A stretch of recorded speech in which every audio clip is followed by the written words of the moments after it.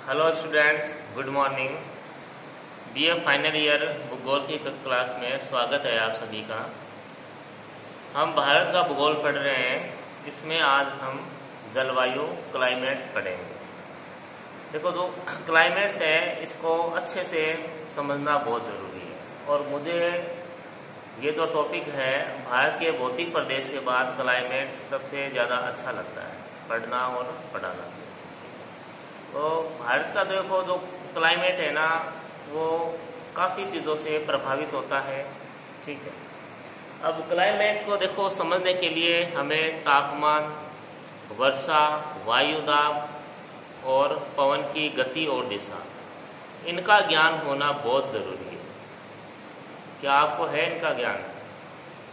अगर नहीं है तो आपको ये इनका ज्ञान लेना पड़ेगा, नहीं तो भारत की जलवायु को समझना मुश्किल हो जाएगा आपके लिए। वैसे तो जो ये तापमान है, वायु दाब है, ये आपके फर्स्ट ईयर में थे। अगर फर्स्ट ईयर में अच्छे से अध्ययन किया है आपने भूगोल का, तो भारत की जलवायु को समझने में आपको दिक्कत नहीं है। देखो, काफ़ी ज़्यादा इम्पोर्टेंट टॉपिक है ये, तो मैं चाहूँगा आप नोटबुक साथ में लेके बैठे जब वीडियो को देखें। काफ़ी काम का टॉपिक है। ठीक है, अभी कॉलेज में तो है जो है, बीए फाइनल की ईयर के बाद आपको कंपटीशन ही करना है, उसमें भी बहुत ज़्यादा ये काम आएगा आपके। ठीक है, तो आज का टॉपिक है हमारा जलवायु क्लाइमेट्स इंडिया की। ठीक है, अब देखो, किसी क्षेत्र या प्रदेश की लंबी अवधि की प्रचलित मौसमी दशाओं के औसत को जलवायु कहते हैं। लंबी अवधि की यानी लंबी अवधि तक जो एक जैसा ही मौसम रहता है उसी को जलवायु कहते हैं। कम से कम 30 वर्ष तक, ठीक है, जो एक जैसा मौसम रहता है उसे जलवायु कहते हैं। ठीक है, और जो क्षणिक होता है, ठीक है, जो क्षणिक होता है उसे मौसम कहते हैं। ठीक है, जैसे मौसम क्या है, पल भर में बदल जाता है। कभी पल भर में बरसात हो जाती है या आंधी आ जाती है। ठीक है, तो जो क्षणिक अवस्था होती है जो उसे मौसम कहते हैं। ठीक है, देखो इसे जलवायु को समझने के लिए देखो, एक तापमान, वर्षा, वायु दाब और पवन। ठीक है, पवन की क्या है? गति और दिशा। इनका क्या है, हमें ज्ञान होना चाहिए, तभी हम जलवायु का अच्छे से अध्ययन कर सकते हैं। ठीक है, जो देखो भारत की जो जलवायु है वो है, देखो, मानसूनी जलवायु कहलाती है। ठीक है, भारत की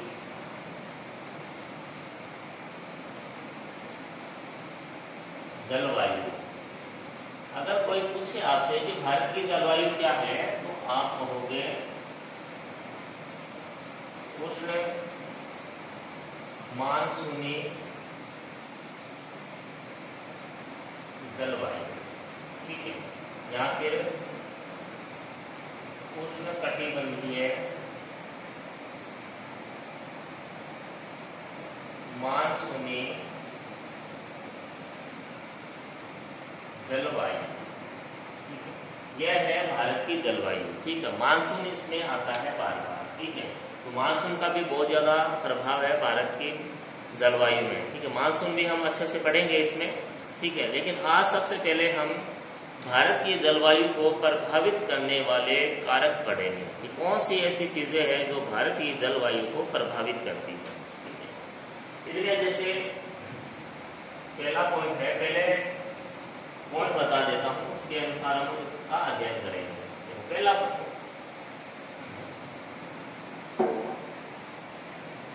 भारत की जलवायु को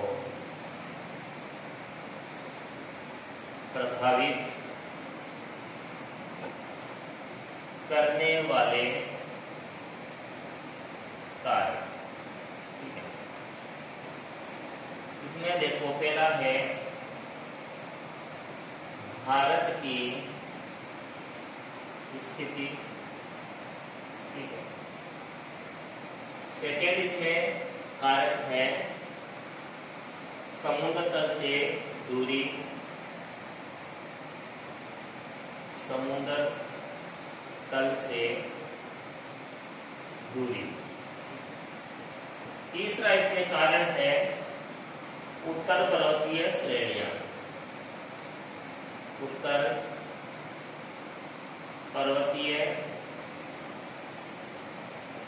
श्रेणियां, ठीक है। इसका मतलब हिमालय से है उत्तर पर्वत श्रेणियों का। फिर है इसके बाद स्थलाकृति, स्थलाकृति। फिर पांचवा पॉइंट है अपना मानसून पवने, मानसून पवने। फिर छठा पॉइंट रहेगा अपना ऊपरी वायु परिसंचरण, ऊपरी वायु परिसंचरण, ठीक है। अब देखो इसमें आएगा जेट स्ट्रीम या जेट प्रवाह, जेट स्ट्रीम। तो जेट धाराएं होती है वायु की, वो इसमें आएगी, ठीक है। फिर है इसमें पश्चिमी विक्षोभ, पश्चिमी विक्षोभ, ठीक है। फिर अपने इसमें आएगा एल नीनो प्रभाव, एल नीनो प्रभाव। लास्ट पॉइंट अपना रहेगा ये दक्षिणी दोलन, दक्षिणी दोलन, ठीक है। ये भारत की जलवायु को प्रभावित करने वाले कारक है। 9 कारक मैंने यहाँ लिखे हैं, आप इसकी स्क्रीनशॉट ले सकते हो। इसमें देखो आप पर डे आप वीडियो देखा करो। अगर आप ये सोच रहे हो जब पेपर आएगा तब हम वीडियो देखेंगे, तब आप बिल्कुल भी तैयारी नहीं कर पाओगे। आप वीडियो देखोगे या तैयारी करोगे, ठीक है। तो नोटबुक भी साथ में रखा करो, ठीक है। तो देखो पहला कारक है भारत की स्थिति, फिर समुद्र तल से दूरी, उत्तर पर्वतीय श्रेणियां, स्थलाकृति, मानसूनी पवने, फिर ऊपरी वायु परिसंचरण, पश्चिमी विक्षोभ, एल नीनो प्रभाव और दक्षिणी दोलन, ठीक है। ये 9 कारक हैं, इनका देखो अब विस्तार से अध्ययन हम करेंगे। सबसे पहले लेते हैं भारत की स्थिति, ठीक है। भारत की स्थिति देखो क्या है। भारत की स्थिति देखो, इसमें यहाँ अक्षांशीय विस्तार भी कहते हैं इसको, अक्षांशीय विस्तार, ठीक है। अब देखो भारत का हम अक्षांशीय विस्तार देखते हैं।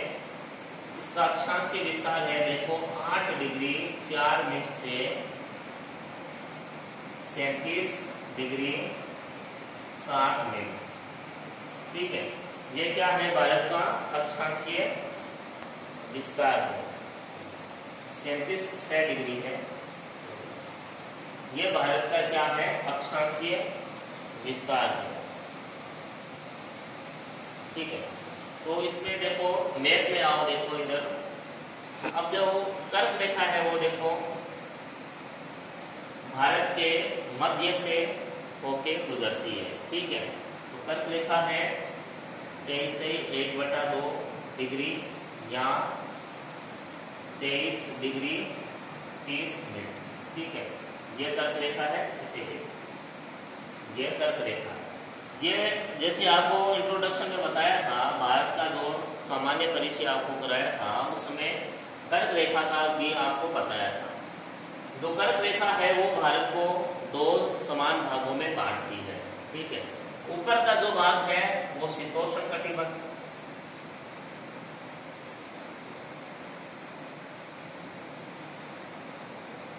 ठीक है। उसके बाद वो दक्षिण का जो भाग है वो उष्णकटिबंध, उष्णकटिबंध कहलाता है। ठीक है। अब शीतोष्ण कटिबंध है तो यहाँ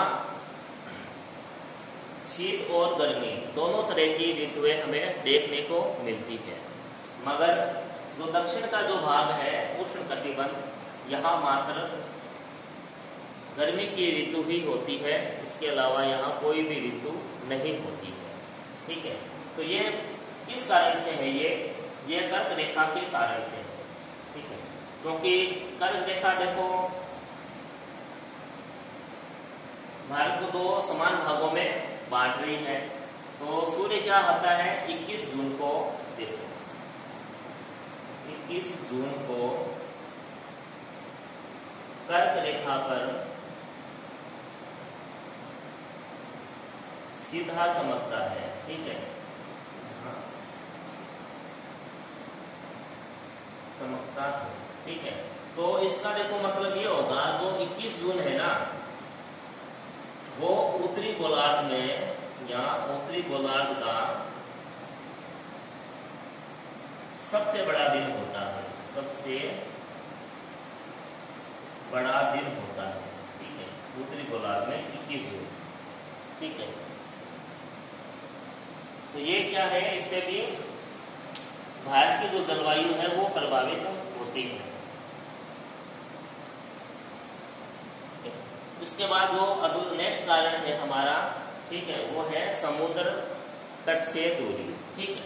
अब देखो भारत के जो ये 9 राज्य हैं जो तट से लगते हैं, आपको बता रखे हैं 9 राज्य जो तट पे स्थित है। ठीक है। और ये दक्षिण के राज्य ही है, 9 के 9 राज्य है, दक्षिण भारत के राज्य है। ठीक है। इस तरफ क्या है अपने अरब सागर,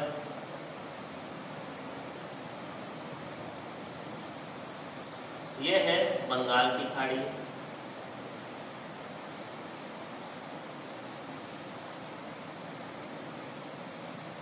ये हिंद महासागर,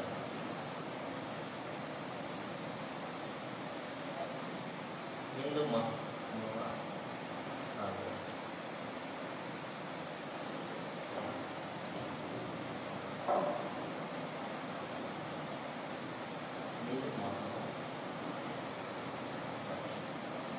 वैसे तो ये हिंद महासागर के पार्ट है, बंगाल की खाड़ी और अरब सागर। तो इस तरीके से जो दक्षिण में क्या है समुद्र तट है वो फैला हुआ है। ठीक है।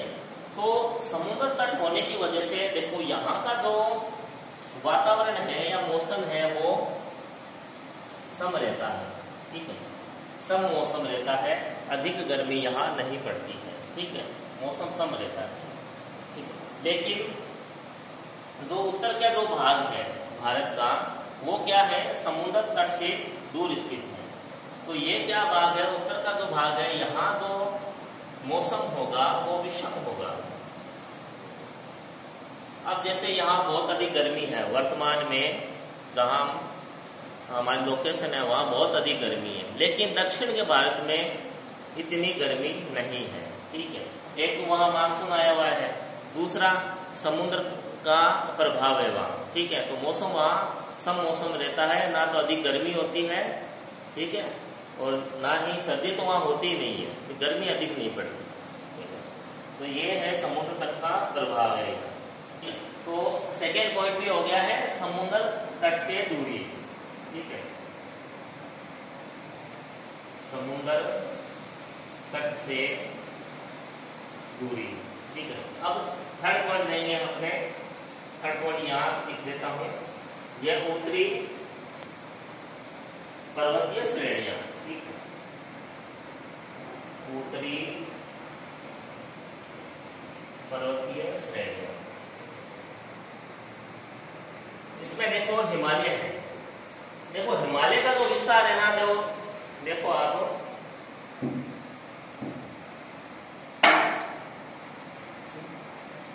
इस तरीके से हिमालय का विस्तार है। ठीक है। पश्चिम से पूर्व तक है। ठीक है। कश्मीर से लेकर अरुणाचल प्रदेश तक हिमालय का विस्तार है। ठीक है। तो हिमालय क्या है? विश्व का सबसे ऊंचा पर्वत है, सबसे अधिक ऊंचाई पर स्थित पर्वत है।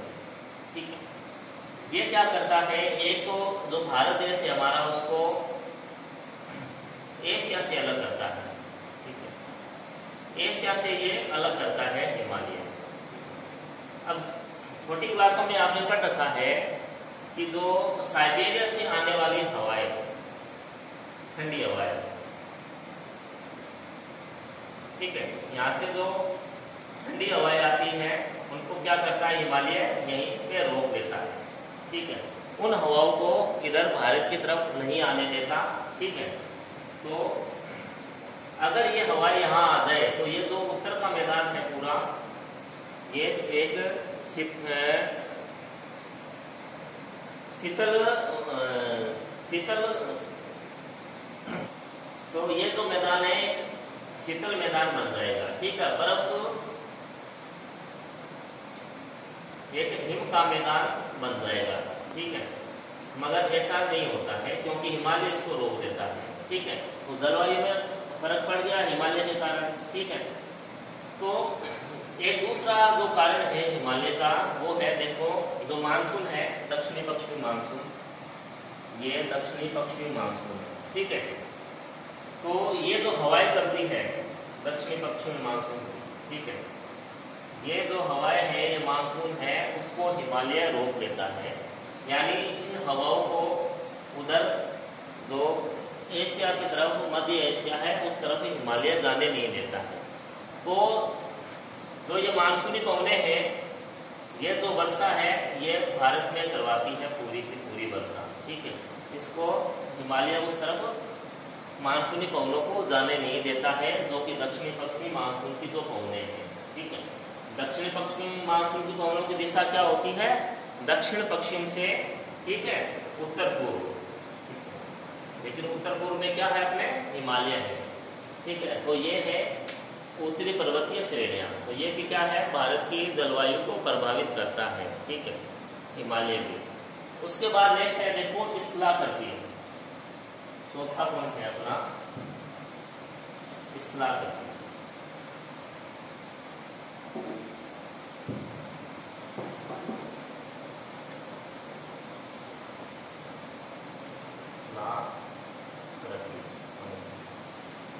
स्थलाकृति में हम देखते हैं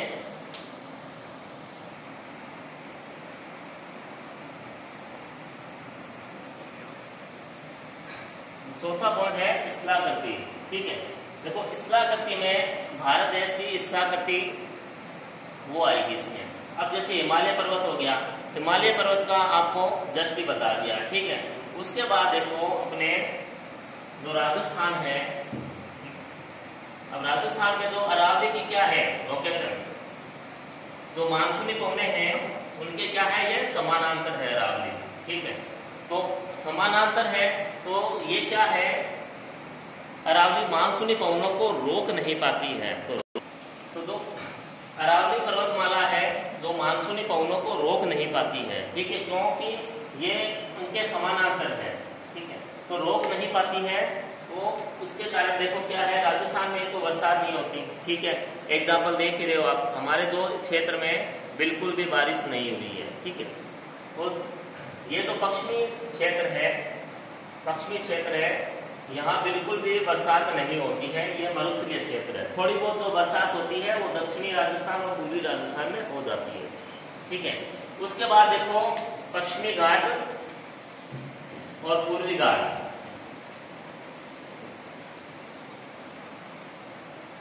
जैसे ये पश्चिमी घाट है, ये पश्चिमी घाट। ठीक है, यहाँ क्या है, जैसे मानसून सबसे पहले यहाँ केरल में आता है, एंट्री करता है 1 जून को। ठीक है, तो ये क्या पर्वत है, यहाँ पश्चिमी घाट है।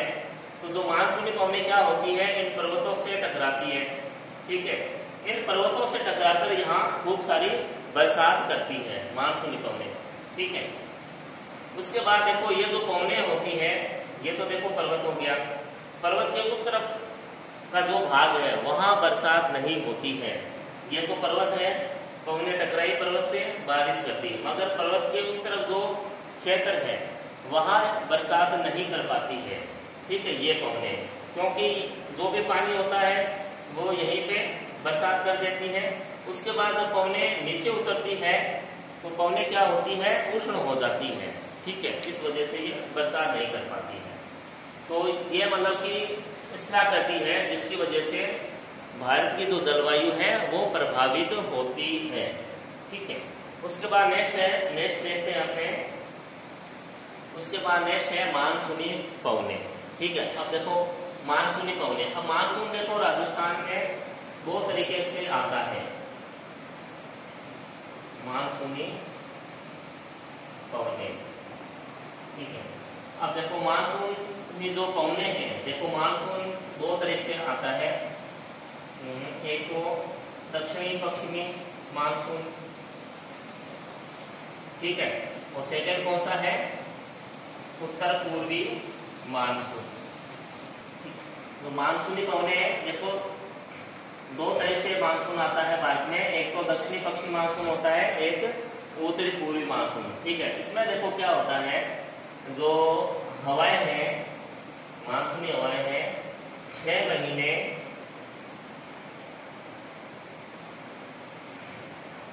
जल से स्थल की ओर चलती है, ठीक है, स्थल की ओर।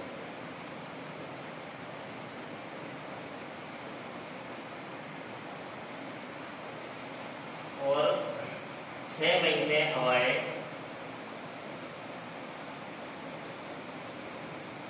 स्थल से जल की ओर चलती है, जल की ओर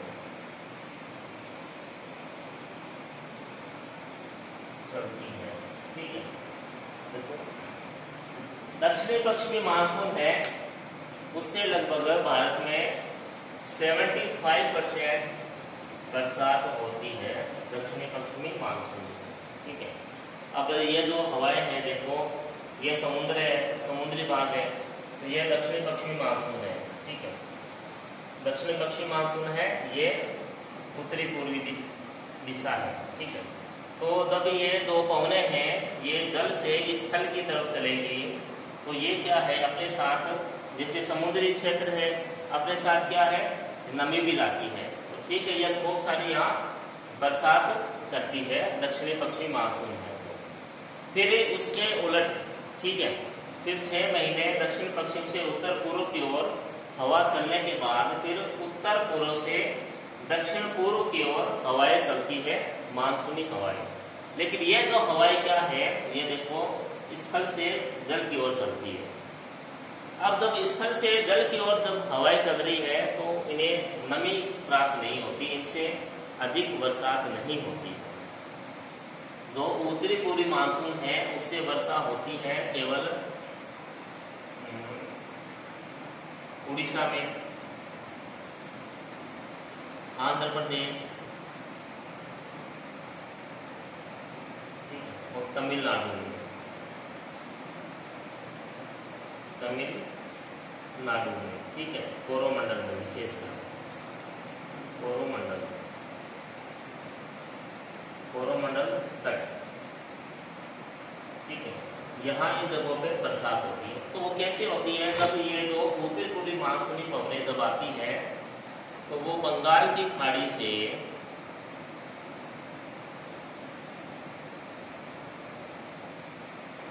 नमी ग्रहण कर देती है, ठीक है। यहाँ बंगाल की खाड़ी है, हवा आई, इन्होंने नमी ग्रहण की, और उड़ीसा, आंध्र प्रदेश और तमिलनाडु यहाँ क्या बरसात कर देती है उत्तरी पूर्वी मानसून, ठीक है। तो जब दक्षिण पश्चिमी मानसून आता है तब तमिलनाडु में बरसात नहीं होती है, तमिलनाडु में बरसात केवल शीत ऋतु में होती है, ये ध्यान रखना, शीत ऋतु में, ठीक है, तमिलनाडु में बरसात होती है, ठीक है। खासकर इसके कोरोमंडल जो तट है वहां पे बरसात होती है। तो ये मानसूनी पवने हो गई, ठीक है। 6 महीने जल से स्थल की ओर और 6 महीने स्थल से जल की ओर ये पवने चलती है, ठीक है। तो ये 5 कारक आपको करवा दिए। अब देखो छठा कारक है इसमें ऊपरी वायु परिसंचरण, ठीक है। आता है ऊपरी वायु परिसंचरण।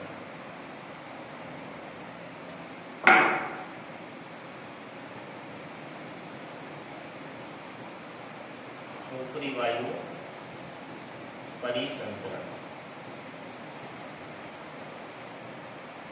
देखो ऊपरी वायु परिसंचरण में हम जेट धारा प्रवाह, ठीक है, ये पढ़ते हैं, या फिर जेट स्ट्रीम कहते हैं इसे, जेट स्ट्रीम, ठीक है। तो जेट धारा है ये, तो जेट धारा है ये धरातल पर नहीं चलकर, ये देखो धाराएं चलती है ऊपर, ठीक है, क्षोभ मंडल में। ये ध्यान से पढ़ते जाना इनको, क्षोभ मंडल में, ठीक है। क्षोभ मंडल में भी कहा, क्षोभ मंडल के भी देखो पार्ट है, निचला है, मध्य है या ऊपर है। ये ऊपरी क्षोभ मंडल में चलती है जेट धाराएं, ऊपरी क्षोभ मंडल में, ठीक है। जेट धाराएं चलती है लगभग पृथ्वी से 8 किलोमीटर की ऊंचाई तक, ठीक है। ये जो जेट धाराएं चलती हैं।